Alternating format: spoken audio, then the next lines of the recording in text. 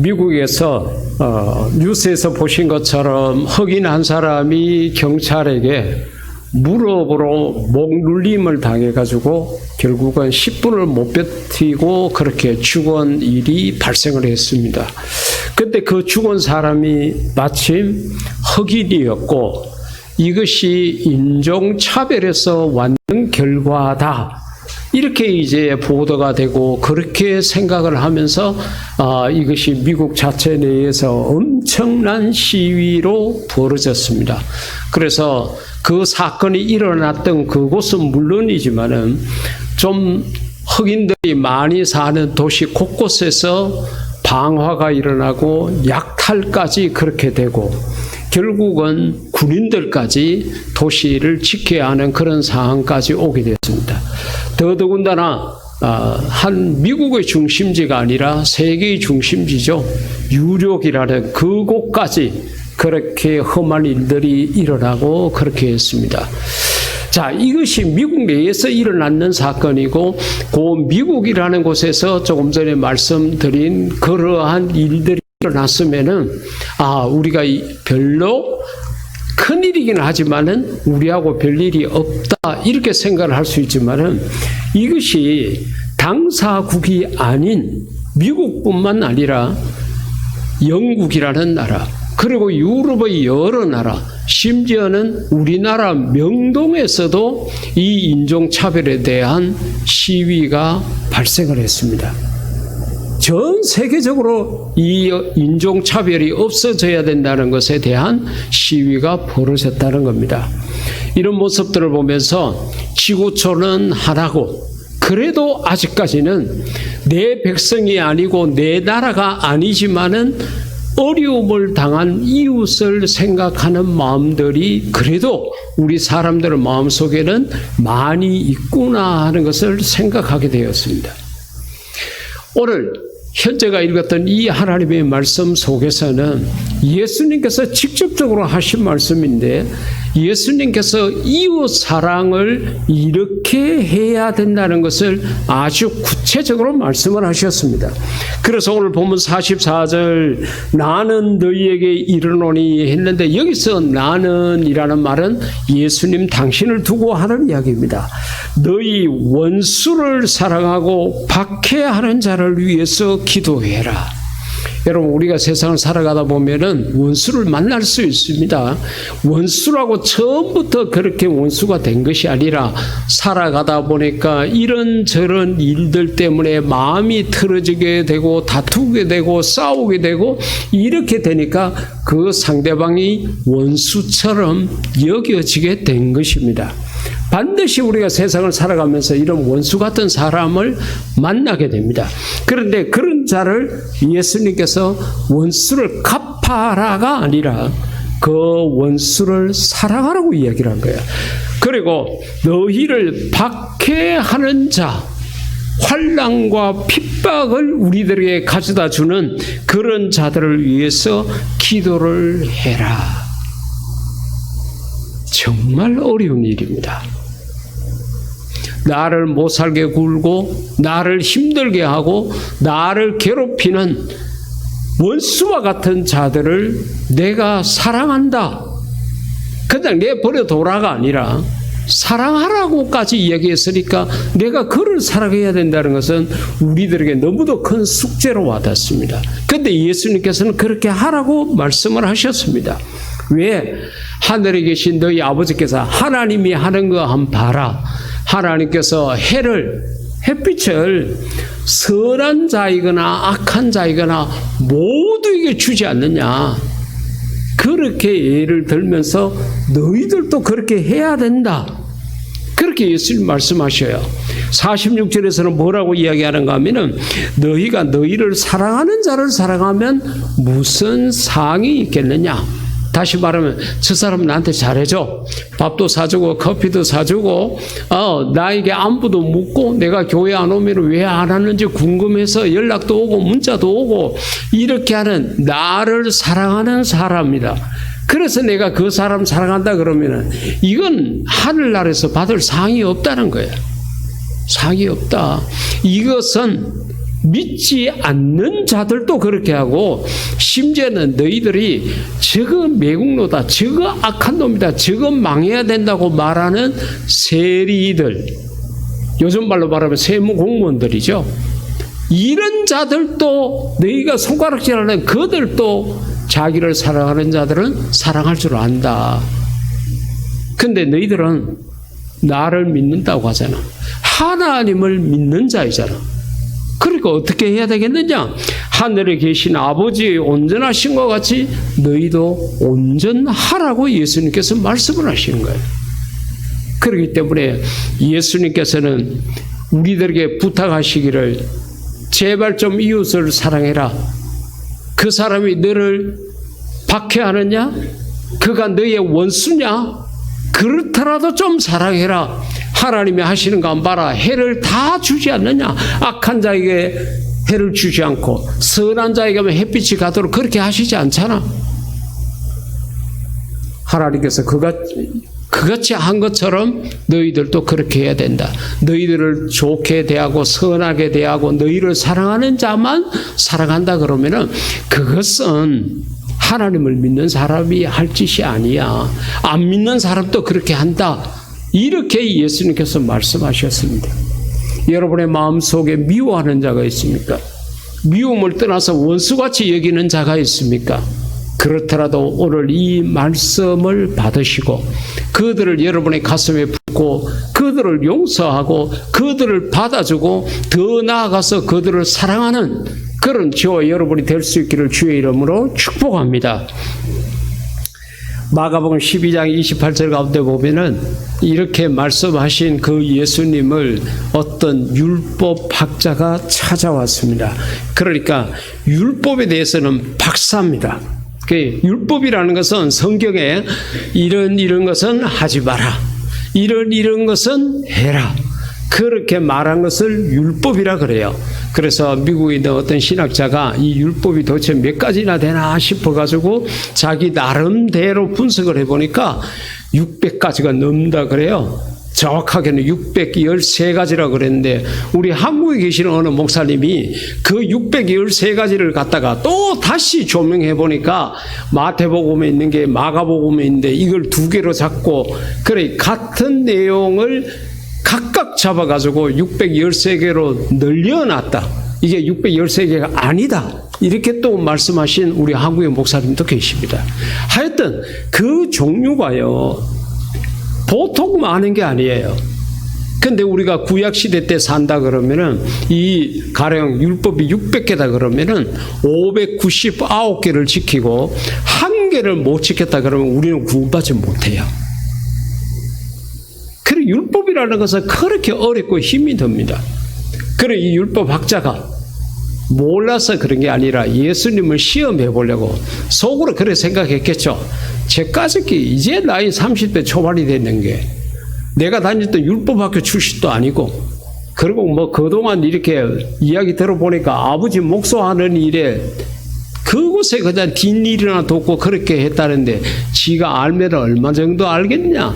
지가 사람들 앞에서 잘난 척하고 그렇게 이야기하는데 내가 많은 사람들 앞에서 지금 망신을 한번 줘야 되겠다고 생각하고 예수님에게 선생님이요, 율법 중에 어느 게 제일 큽니까? 그렇게 물은 거예요. 지는 이제 머릿속으로 다 안다는 거죠. 그래서 예수님에게 그 질문을 했습니다. 그 질문을 받으신 예수님께서 두 가지를 말씀하셨습니다. 첫째는 하나님 사랑해라. 두 번째는 내 이웃을 사랑해라. 그런데 첫 번째 하나님을 사랑할 때는 너의 마음을 다하고 뜻을 다하고 목숨을 다해서 사랑해라. 그같이 이야기한 거예요. 그리고 내 이웃을 사랑할 때는 그 방법이 있는데 내 몸같이 사랑해라. 이렇게 말씀을 하신 거예요. 그러니까 그 이야기를 듣고 그 다음에 그 율법학자가 더 이상 말을 하지 못하고 돌아갔거든요. 예수님께서 직접 하신 말씀 가운데 하나, 세상에서 가장 큰 율법이 뭐냐? 하나님 사랑, 두 번째는 이웃 사랑이다. 그러니까 질문하는 사람은 한 가지만 물었어요. 가장 큰 것은 하나밖에 없죠. 가령 예를 들어서 오늘 우리 교인들 가운데 제일 부자가 누구입니까? 물어봤을 때 제일 부자는 하나밖에 없습니다. 제일 잘생긴 사람이 누굽니까? 그랬을 때 한 사람밖에 없어요. 어느 계명이 가장 크니까 그랬을 때는 예수님이 한 가지만 이야기를 했는데 두 가지를, 첫째, 둘째를 한꺼번에 말씀을 하시는 거예요. 그리고 그 대답을 듣는 율법학자도 아니 선생님 내가 한 가지를 물었는데 왜 두 가지를 이야기합니까? 이렇게도 반문하지 않고 아무 말도 하지 않고 떠났습니다. 왜 그랬을까요? 한 가지를 답하지 않고 왜 두 가지를 답했느냐? 예수님이 뒤에 하신 말씀들을 쭉 보면요, 하나님 사랑과 이웃 사랑은 똑같다는 거예요. 그래서 내 이웃에게 행한 것이 곧 내게 행한 것이니라. 할렐루야. 특히 어린 소자라 그랬죠. 어린 아이를 데리고 와서 진짜 안수해 주기, 축복 기도해 주기를 원했던 그 기록 속에 보면은 더욱더 그렇습니다. 냉수 한 그릇 주는 것도, 주의 이름으로 선지자 대접하는 것도, 우리가 하나님 때문에, 주의 이름 때문에 하는 모든 것은 사람들에게 실제적으로 했더라도 그것이 바로 우리 하나님에게, 주님에게 한 것이라는 것을 꼭 기억하시기를 주의 이름으로 축복합니다. 우리 한국교회가 이런 쪽에 좀 더 눈을 떴으면 좋겠다 싶은 생각이 들어요. 6만여 교회, 15만여 목회자, 1000만 명의 교인이 있다고 한국교회가 대충 그렇게 이야기를 합니다. 그러면 이 교회 수에 비해 가지고 1000만 명이라는 교인 수에 비해 가지고 이웃들에게 베푸는 사랑은 너무 적어요. 너무 부족해요. 이 말씀에 대한 이해가 부족하기 때문에 그렇다는 건데, 남들은 그렇게 하더라도 우리가 그들을 따라가려고 하지 말고 말씀을 따라가서, 예수님의 가르침을 따라가서 우리는 더 많은 이웃들에게 사랑을 나타낼 수 있기를 주의 이름으로 축복합니다. 하나님께서 이웃을 배려하고 그 이웃과 싸우거나 다투지 아니했던 자를 축복하셨던 기록이 있습니다. 바로 창세기 26장에 나타나 있는 이삭에 대한 이야기입니다. 아브라함의 아들이지 않습니까? 여러분, 이삭이라 그러면 어릴 때에 아브라함이 하나님 앞에 제물로 그렇게 바쳐 내 아들을 바치라 그렇게 했을 때에, 그때 이삭의 나이가 10대 초반의 청소년이었습니다.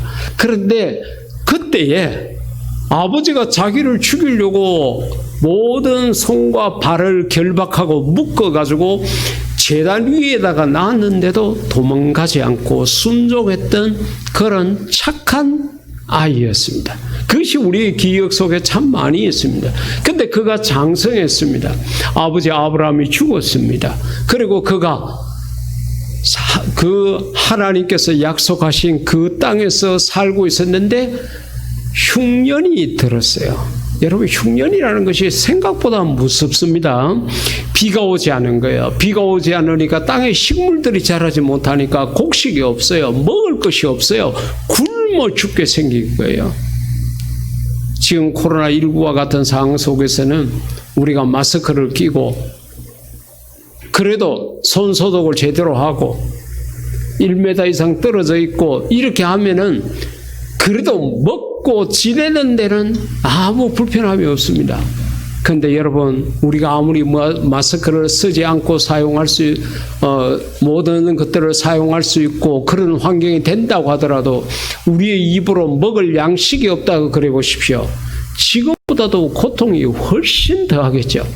근데 이 구약시대 약 3000여 년 전에 있었던 일인데 그 시대에 흉년이 되니까 먹을 것이 없었습니다. 그래서 그가 온 식솔들을 다 데리고 다른 지방으로 내려가게 됩니다. 그랄이라는 그 지방으로 내려가게 돼요. 근데 그 목적지가 그랄이 아니었습니다.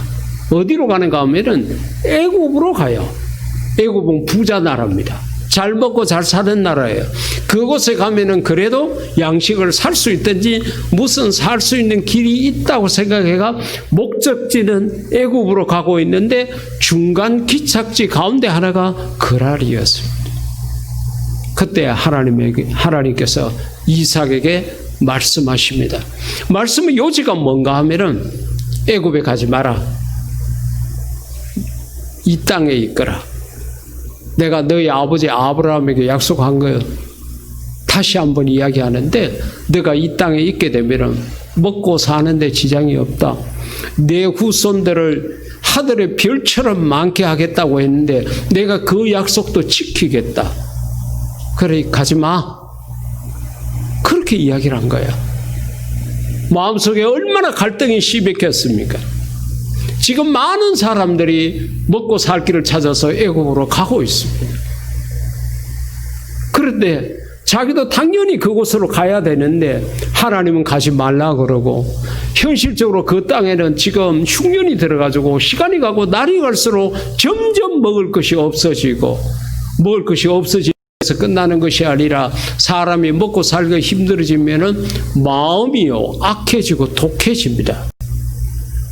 그러니까 도저히 지금 현실을 봤을 때는 이곳을 떠나야 되는데 하나님은 가지 말라고 한 거예요.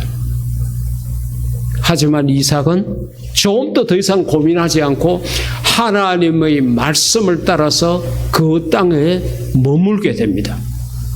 사랑하는 성도 여러분, 우리의 귀로 들리는 세상 이야기, 우리의 눈으로 보는 현실, 이것을 따라가지 말고 하나님의 말씀을 따라가는 자가 되기를 주의 이름으로 축복합니다.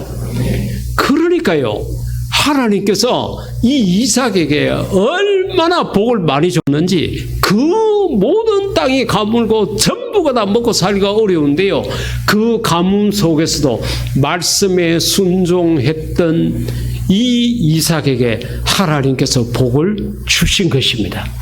저와 여러분들도 세상 보지 않고 세상 이야기 듣지 않고 하나님 말씀대로 그렇게 살다가 하나님의 놀라운 복을 경험하는 그런 복된 자가 되기를 주의 이름으로 축복합니다.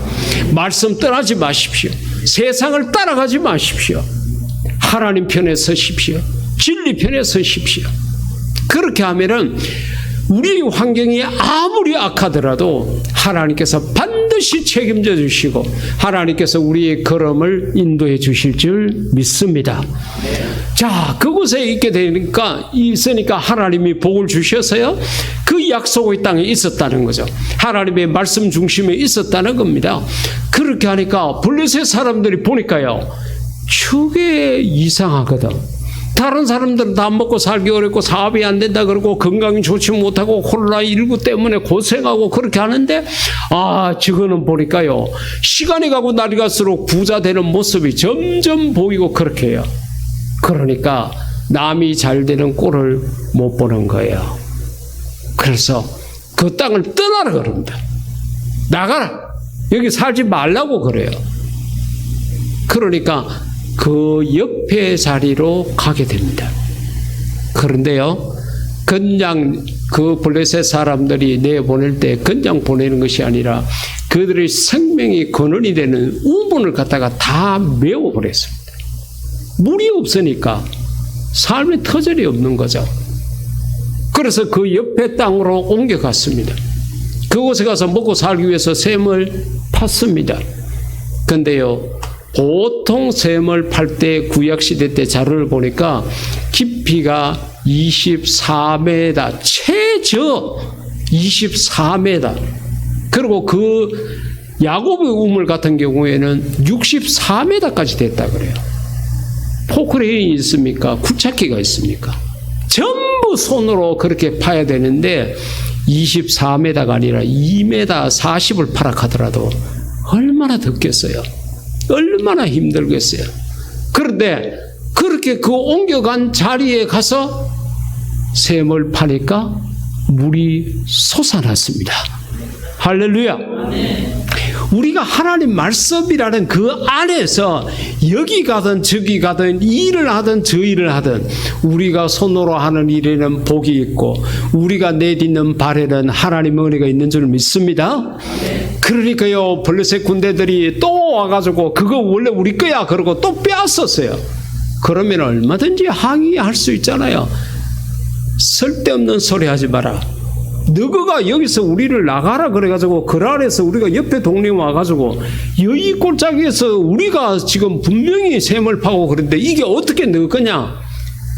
항의하고 대항하고 진짜 고소 고발을 해도 잘못한 것이 없다고 이야기할 만큼 이삭의 잘못은 없어요. 그런데 이삭이 마음이 온유한 사람이었습니다. 내가 너희들하고 싸우는 것보다는 내 마음이 편한 쪽을 택하겠다. 그래, 너희 해라. 그러고서는 또 그 옆으로 와서 또 샘을 팠어요. 또 하나님께서 은혜를 주셔서 또 그렇게 물이 나오게 된 거예요. 또다시 블레셋 군대가 와가 그것까지도 빼앗아 버렸습니다. 그러면은 보편적으로 그렇잖아요. 내가 참는 것도 한두 번이지 내가 정말 너무하지 않느냐? 한번 붙어볼래? 이렇게 말하고 싸울 수 있고 그랬지만은 정말 바보처럼 그래, 그건 내가 하고 싶어. 그래, 얼마나 하고 싶으면 하겠느냐? 그래, 해라. 그러고 또 다른 곳으로 간 거야. 그날 밤에 하나님께서 꿈에 나타나서 이삭이 그렇게 세상 사람들이 봤을 때는 바보처럼 멍청이처럼 그렇게 양보하고 그렇게 빼앗기고 했던 그에게 하나님이 나타나서 칭찬을 해 주시는 거예요. 그 내용이 창세기 26장 24절 이하 속에 있습니다. 그 밤에 여호와께서 그에게 나타나 이르시되 나는 내 하나님 아브라함의 하나님이니 두려워하지 말라. 내 종 아브라함을 위하여 내가 너와 함께해서 내게 복을 주어 내 자손이 번성케 되리라. 너뿐만 아니라 너의 후손까지 내가 복을 줄게. 너 하는 거 보니까 마음이 온유한 자야, 평온한 자야, 그같이 이야기를 합니다. 그러니까 그 약속을 받고 하나님 앞에 이삭이 제단을 쌓았다는 것은 예배를 드렸다는 거죠. 여호와 이름을 부르며 거기 장막을 쳤더니 이삭의 종들이 거기서도 우물을 팠더라. 파는 곳마다 물이 나오는 그런 역사가 있었습니다. 왜 그랬을까요?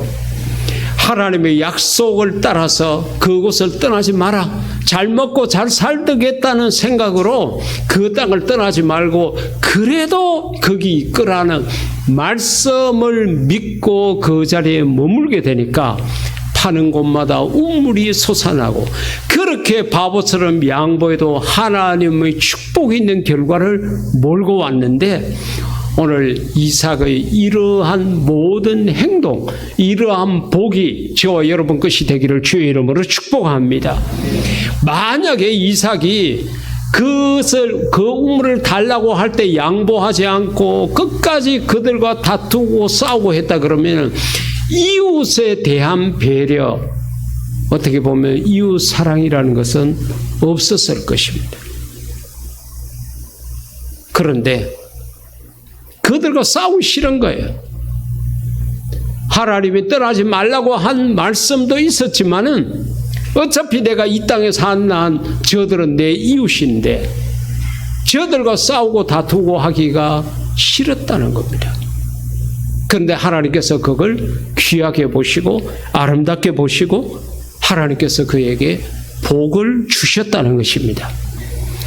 사랑하는 성도 여러분, 이 코로나19 상황 속에서 우리가 이렇게 다 마스크를 착용하고 손소독을 하고 사회적 거리를 유지하고 하는 것은 이웃에 대한 당연한 배려입니다. 내 침방울이 튀어가지고 혹이나 옆에 있는 이웃에게 질병을 옮기지는 않을까 하는 것 때문에 이것은 이런 마스크 착용은 이웃에 대한 배려이고 거리를 지키는 것도 그렇고 손소독도 역시 마찬가지입니다. 우리가 이런 일을 해야 되는 것은 이웃을 생각했습니다. 내 가족을 생각하고 우리 교인들을 생각하고 나와 같이 식사하는 사람을 생각해서 하는 배려입니다.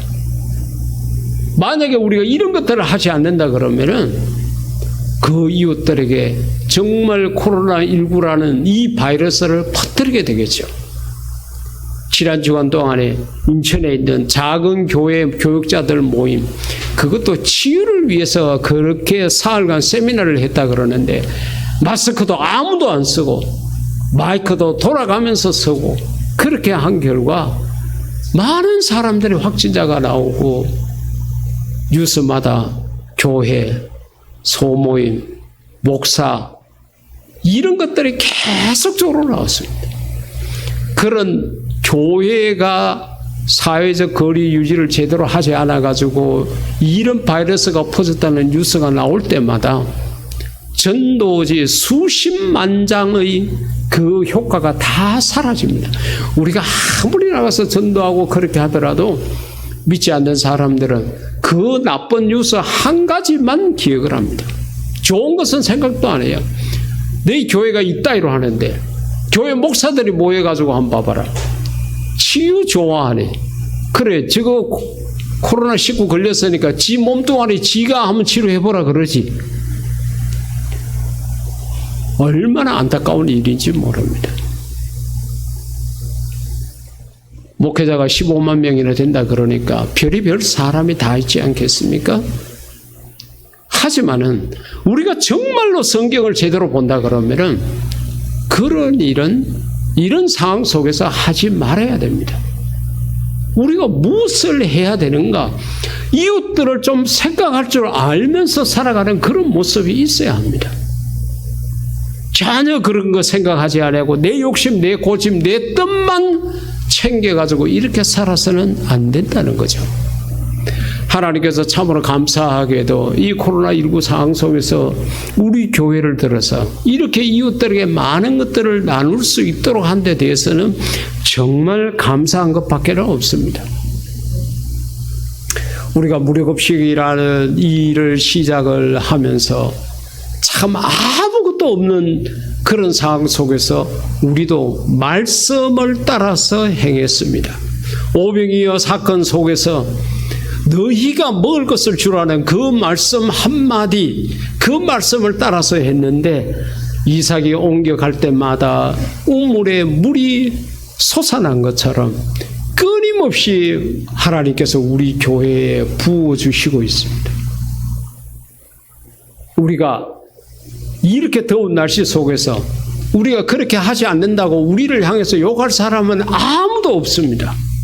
그런데도 우리는 왜 하느냐? 하나님이 너희가 먹을 것을 주라고 우리에게 말씀하셨기 때문입니다. 그 말씀을 따라 지난 10년 동안 해왔고 이렇게 어려운 상황 속에서 모든 교회들이 어렵고 힘들다, 코로나19 때문에 현장 예배 드리는 교인들이 적으니까 헌금이 줄어들어가지고 월세도 내지 못하게 됐다, 막 이렇게 하는 판국 속에서도 우리가 이렇게 나눌 수 있도록 하나님께서 주고 계시는 것은 우리가 말씀을 따라서 그렇게 행하고 있기 때문인 줄 믿습니다. 우리는 이 무료급식에 대해서 하나님 앞에 정말 고맙고 감사한 마음을 가져야 할 것입니다. 여러분, 우리가 전부가 다 재난지원금도 받지 않았습니까? 하나님 앞에 11조 드린 것으로 끝내지 말고 여러분이 정말로 사랑하는 사람들, 특히 교회 다니지 않는 사람들, 그런 분들에게 여러분 식사라도 함께 대접하십시오. 내가 이번에 생각지도 않는 재난지원금을 받았는데 내 당신에게 밥 한 그릇 사겠다고 식사도 대접하시고, 여건이 안 되면은 조그마한 선물이라도 한 개 주시고, 그렇게 해야 돼요. 재난지원금 받았다고 내 하고 싶은 거 하고 내 먹고 싶은 거 먹는 거는 앞서 예수님께서 말씀하신 것처럼 믿지 않는 자들도 그렇게 하고 우리가 욕하는 악한 자도 그렇게 합니다. 근데 우리는 하나님을 믿는 자고 예수님을 믿는 자니까 좀 다른 모습이 있어야 되지 않겠습니까? 우리를 사랑하는 자만 내가 사랑한다 그러면은 이게 무슨 소용이 있겠습니까? 우리는 좀 더 이웃을 생각하며 살아가야 합니다. 지금은 마음적으로 힘들어하고 물질적으로도 힘들어하기 때문에 우리가 조그만한 말 한마디만 해도 그들이 마음의 위로를 받고 우리가 조그만한 정성과 사랑을 표시를 해도 그 사람들은 크게 고마움을 느낄 수 있는 그런 어떻게 보면은 너무도 좋은 시기입니다. 하나님 사랑을 나타낼 수 있는 좋은 시기요, 전도할 수 있는 너무도 좋은 시기입니다.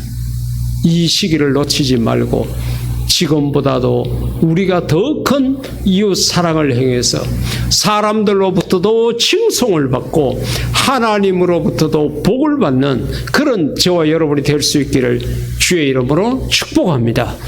이 시간 우리 다 같이 기도할 때 하나님, 내가 예수님 말씀을 따라서 이삭처럼 이웃에게 선하게 대하고 내가 더 많은 사랑을 베풀며 살아갈 수 있게 해달라고 기도하시겠습니다.